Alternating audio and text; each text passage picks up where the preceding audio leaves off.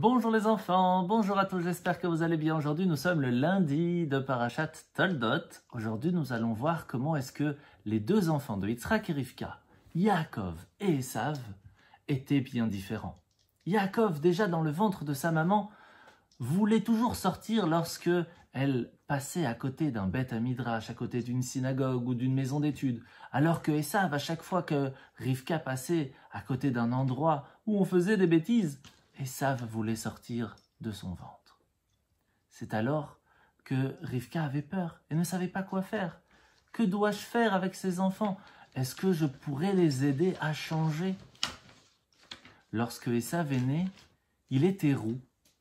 Et c'est à ce moment-là que Rivka a eu peur. Est-ce que être roux, être différent physiquement, va-t-il faire une différence dans son éducation? Est-ce que je ne peux rien faire pour l'aider?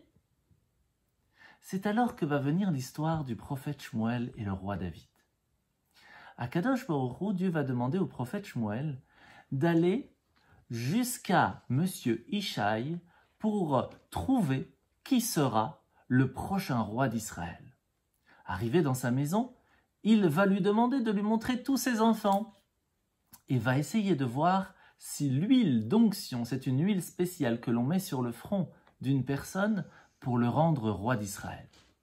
Mais pourtant, l'huile ne voulait pas couler, ni sur le premier, ni sur le deuxième, ni sur le troisième, quatrième, cinquième, sixième.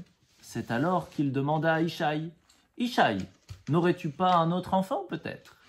Mais oui, il se trouve dans les champs. Il s'occupe des moutons.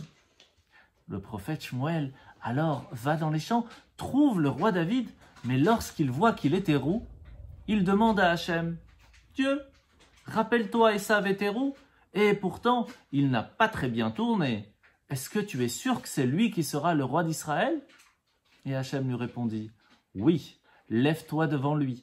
Le fait d'être roux, le physique, ne fait pas de différence.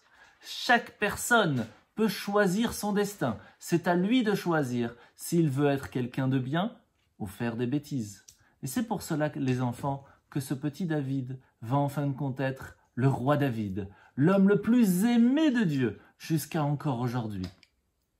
Vous voyez les enfants, il faut faire attention premièrement à ne pas se moquer du physique de quelqu'un d'autre, quelle que soit la différence. Et surtout, quelle que soit votre façon d'être, vous pouvez choisir d'être le meilleur. Bonne journée!